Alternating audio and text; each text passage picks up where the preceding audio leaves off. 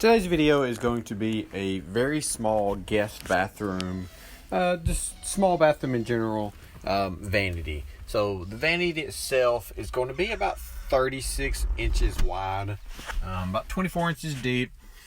So in the beginning, we're going to be working on the side. So I pretty much use pocket holes for pretty much this whole construction. And also one buys, you could use plywood here, just, whatever you have or can get. I, in my area, can just get one buys. So I'll pocket hold all those together, including one in each the side and for the top, for later attaching the actual top to the vanity from the inside. So once you get all the pocket holes in, you can continue with the sides, and all the measurements are in the description below, so don't freak out when you don't see me talking about measurements. Like I said, I use 1x for pretty much the whole thing, and then 2x3s for the 4 legs.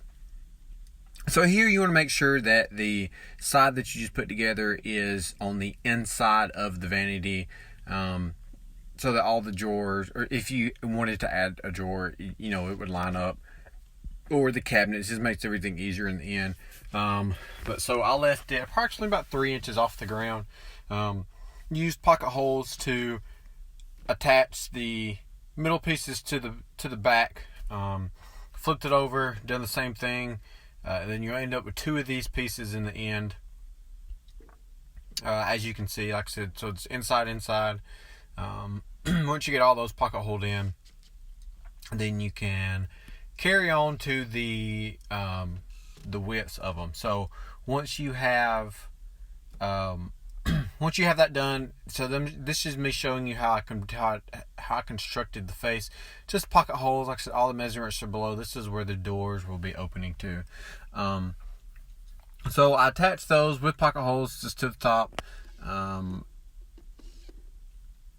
to the front, to the inside most of the 2x4, just so it kind of gives it a little bit of character in the end. And then also the back, I've done one of these for all the sides, for the top and the bottom. Make sure you put pocket holes on the top one only, so that you can attach the top later.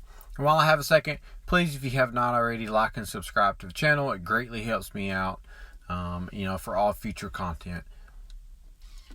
Also, like I said, so once you get everything lined up, I just use some simple 2x3s. You could always use 2x4s as well. I'm not sorry, 1x3s, 1x4s. Once you get those attached, you're pretty much done with the call it the carcass of the vanity. So here I'm working on the trim.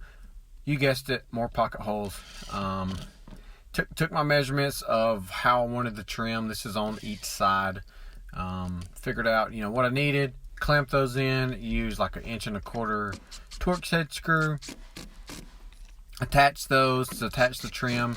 I said 1 for each side, and then make sure you 2 at the bottom, 2 at the top.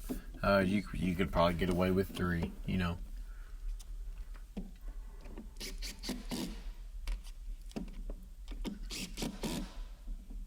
Once you get all of the trim attached, I went ahead and stained the whole vanity, plus the pieces on the bottom. So this is the little lat design that you see at the bottom. So all these are 2-inch strips. I just measured across, and then found how deep I wanted it, and then pretty much pocket holes again. I just kind of spaced them out evenly. I don't necessarily, maybe like 3/4 of an inch or so, roughly. I just kind of laid them out and then eyeballed it from there. So the color of this vanity is dark walnut, and it's dark walnut espresso. And then the color of the vanity that is in the thumbnail picture, which is the exact same vanity, it's just a different stain color. That vanity is special walnut. So, and like I said, I'll link everything in the description below. This is how you attach the bottom. More pocket holes. Make sure you get 2 in each of the longer sides. And then just to kind of really hold the whole vanity together and keep that. You're probably never going to put anything heavy on the base of this. So, I've probably done overkill with all the screws. But, I'd rather have more than than needed than not enough. And then once you get that, I kind of briefly show you how I do a door on a table saw. I didn't really go through all the process because there's millions of videos out there how to do a shaker style door on a table saw. And then like I said, so here just a brief overview of how that is. And then table saw, you want to make a groove down the middle. And this is every piece, the top and bottom, and the left and right sides are styles and rails. More woodworking terms, but once you get those done, then you can do the sides. So the top and the bottoms will need the inserts to make it to the slide into that seam that you just cut. Like I said, there's lots of videos out there. I'm not going to waste all my time going over all this, but like it's just a super quick overview. I'm just really shaving off some of the sides, to make a groove portion, so that it can fit right and accurately into the piece, and so that then you add glue. And then my middle piece, I just use some 1/4" Luan. You can use 1/4" plywood, MDF, whatever you want to use for the middle of the cabinet door. I use soft close hinges for the doors, just some black general handles, and so on. So I put a middle shelf in this one. Well, I used a square, and then attached it with pocket holes. Just make sure you look at your plumbing before you do that part.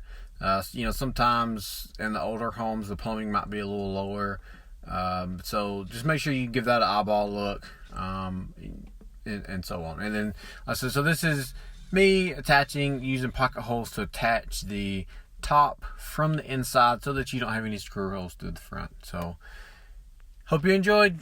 Thank you for watching.